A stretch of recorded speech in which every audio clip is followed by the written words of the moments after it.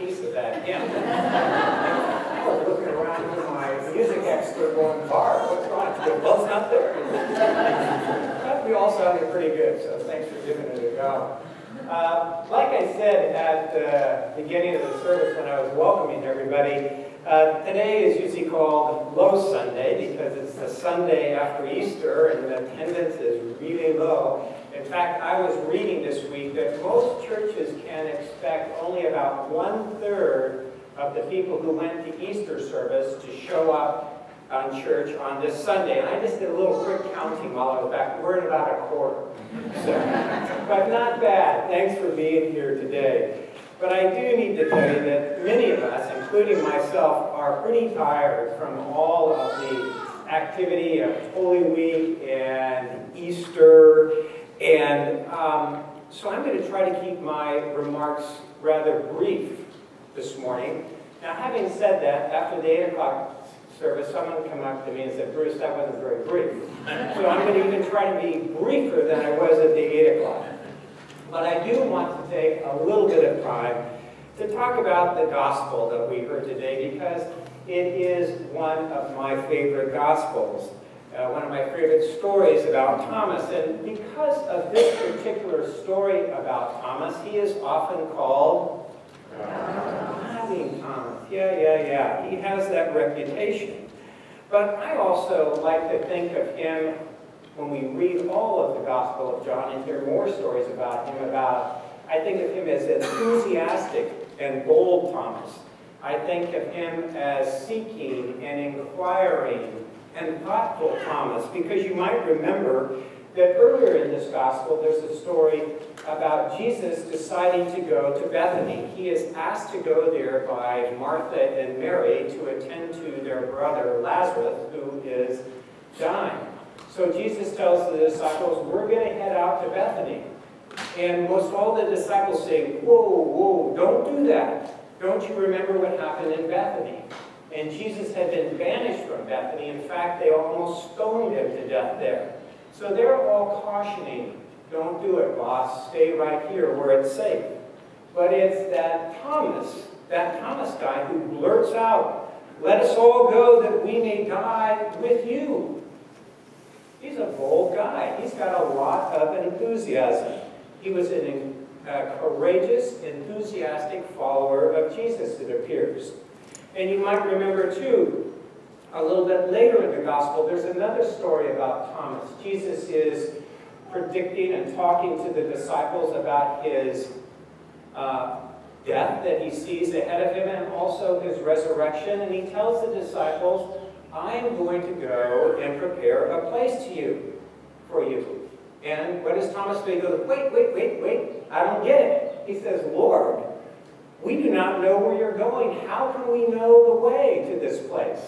So we see from stories like this that he was a guy that asked questions. If he didn't understand something, he'd say, hey, hold on here. I don't get it. I have a question or two for you. And I'm glad that this story about Thomas questioning the resurrection is here today, because that's another part of him, this doubting side, or very serious questioning side, because this kind of story leaves open for me, or makes space for me to ask my own questions. It allows a place for my own doubts and my own concerns to kind of come out in the open rather than just kind of lurk somewhere back in my thinking. And perhaps the story can do the same for you. And I'll allow you some space to voice your questions and your doubts that you may have. The way I look at it, if Thomas could do it, why can't we do it? Why can't we ask questions? And why can't we have doubts as well? For some reason, this story reminded me of Mother Teresa of Calcutta. And I'm not sure why, but the more I think about it, I think I know why.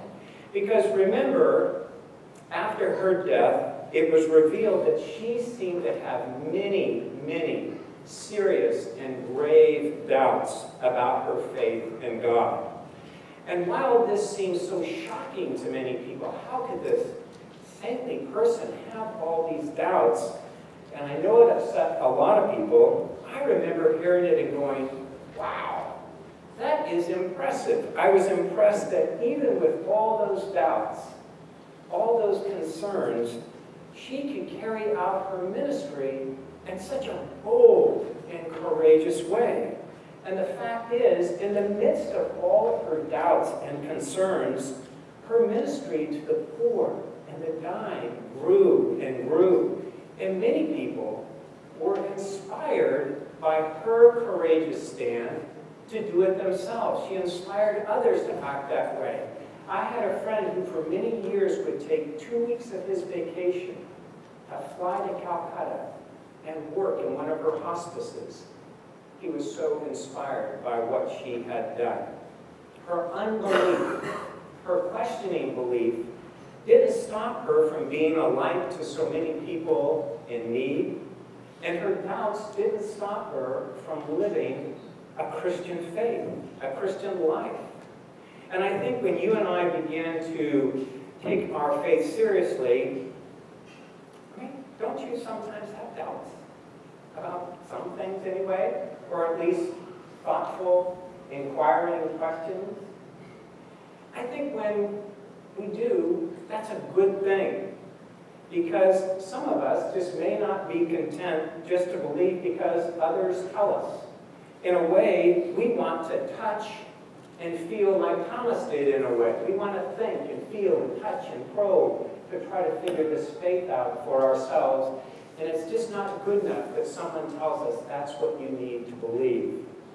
And I believe that it's periodically important to face and give voice to those questions and doubts that occasionally kind of bubble up in us, and not try to push them down and not try to ignore them.